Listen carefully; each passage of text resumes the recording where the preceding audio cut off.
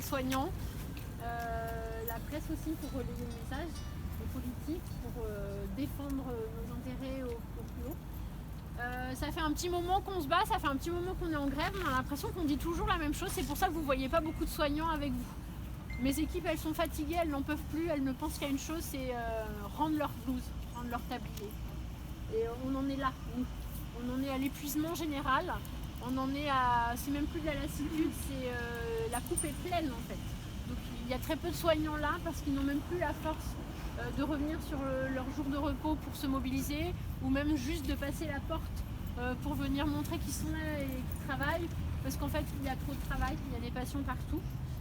On a choisi cette date un petit peu au hasard avec Esther que nos plannings concordent et cette date elle a beaucoup de sens aujourd'hui parce qu'hier j'ai fait une des gardes les plus difficiles de ma carrière.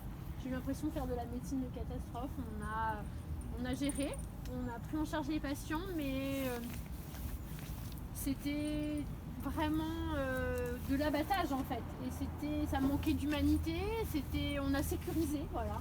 Mais moi ce que je veux c'est pas apporter de la sécurité, c'est apporter de la sécurité, du soin, de la chaleur, parce que le meilleur médicament c'est l'humain. On est en train de déshumaniser le soin dans l'indifférence la plus totale, sauf vous qui êtes là, excusez-moi, mais il faut faire les gilets blancs de la santé à la hauteur de ce qu'ont été les gilets jaunes, c'est-à-dire qu'il faut mettre le feu quoi. Enfin, il y a un moment donné, c'est plus possible. Moi j'ai mes soignants qui me disent mais j'ai pas signé pour ça.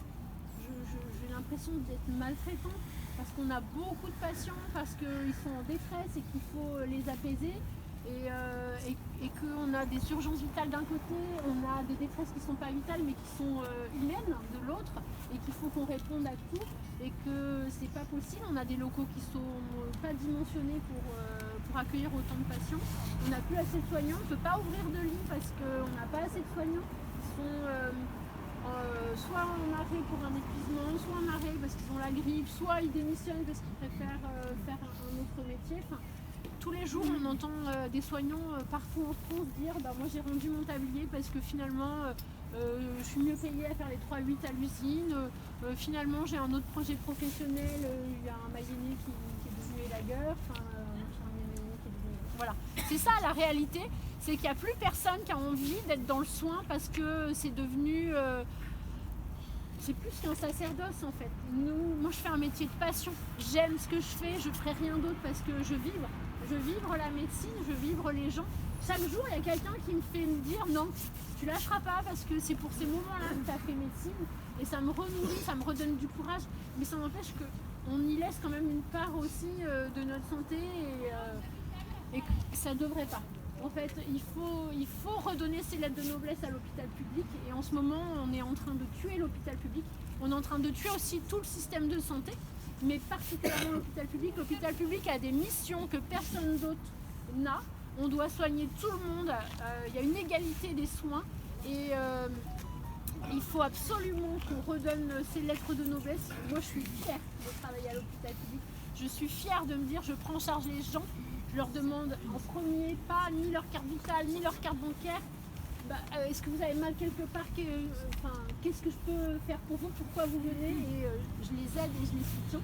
Et c'est ça mon métier, c'est ça notre métier, c'est d'aider les gens et d'apaiser la détresse. Et c'est pas faire de l'abattage et de dire bon on fait une prise de sang machin et puis allez passer votre scanner et puis on verra après. Non, le vrai métier c'est de discuter, de comprendre et on n'a plus le temps de le faire. On dit aux gens faites le 15 ou faites le 116, 117. Samedi 17 décembre, on a eu 1500 appels. Normalement, on en a 400. Depuis un certain temps, on est à 800. Il y avait 4 heures d'attente pour avoir un médecin généraliste en ligne pour un conseil. Comment voulez-vous que les gens puissent rester chez eux pendant 4 heures au bout de leur téléphone pour savoir ce qu'ils font avec leur bébé qui a de la fièvre ou alors je me suis coincé le doigt dans une porte, je ne sais pas si je dois venir ou alors je suis un peu gênée pour respirer mais pas trop. Voilà, je voudrais un conseil. Parce que je sais que c'est difficile la situation à l'hôpital, je ne veux pas encombrer les hôpitaux. 4 heures d'attente au téléphone, au bout de 4 heures mon téléphone portable il n'a plus de batterie, c'est tout bête mais c'est pour vous dire, ça n'a plus de sens. En fait on nous dit faites le 15, faites le 116, 117 mais on ne nous donne pas les moyens d'avoir un centre 15 ou une permanence des soins qui soit efficiente. Donc tout s'écroule, et il va y avoir des morts. D'ailleurs, il y a des syndicats qui commencent à comptabiliser les morts. On a une dégradation du système de santé. On a une espérance de vie qui diminue. On a une mortalité infantile qui augmente. Ce sont des marqueurs forts pour dire que notre système de santé se casse la figure. On a même les directeurs et les ARS qui disent qu'on est inquiets. C'est pas souvent qu'ils disent qu'ils sont inquiets. Pour qu'ils le disent, c'est que le torchon brûle. Donc, ils font ce qu'ils peuvent, nous, à l'échelle locale. Moi, hier, ils étaient avec moi quasiment toute la journée aux urgences pour dire qu'est-ce qu'on peut faire, comment on peut améliorer. On a délocalisé notre circuit court pour avoir un peu plus d'espace pour voir les patients, parce qu'on manquait de place. Mais il nous faut des réformes nationales. Et là, la réforme nationale, elle n'arrivera que s'il y a une pression citoyenne forte, parce qu'un politicien, la seule chose qui l'intéresse, c'est d'être réélu.